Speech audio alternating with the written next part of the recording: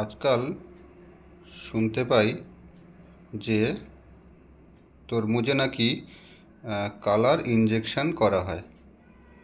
তো আমাদের কাছে একটা তরমুজ রয়েছে, তার অর্ধেকটা খেয়েছি। তো মনে হলো যে আমাদের এই তরমুজটাতে এই অ্যাডাল্টারেশন কালার ইনজেকশন করা হয়েছে কিনা দেখি। তো এই টেস্টটা করার জন্য আমরা একটা কটন বল নিয়ে নিয়েছি, আর এই কটন বলটাকে আমরা এবার তরমুজের উপর ভালো করে ঘষে নেব। আমরা এখন তরমুজটাকে ভালো করে ঘষে নিচ্ছি।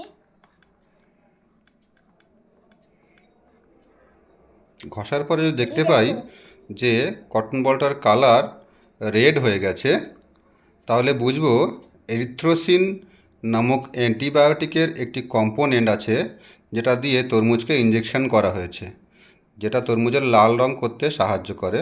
এরিথ্রোসিন খুবই একটি ক্ষতিকারক উপাদান, অ্যান্টিবায়োটিকের একটি উপাদান, যেটা টিউমার, থাইরয়েডের সমস্যা ইত্যাদি করে। তো এই তরমুজে দেখতে পাচ্ছি আমাদের তরমুজে তুলোটা লাল হয়ে গেছে, কটন বলটা লাল হয়ে গেছে, অর্থাৎ এখানে অ্যাডাল্টারেশন রয়েছে। এর হাফটা আমরা খেয়েও ফেলেছি। তাহলে বন্ধুরা বুঝতেই পারছেন যে বাজারে তরমুজগুলো কী অবস্থায় রয়েছে এবং সেটা আমাদের স্বাস্থ্যের জন্য কতটা ভয়ানক। ধন্যবাদ।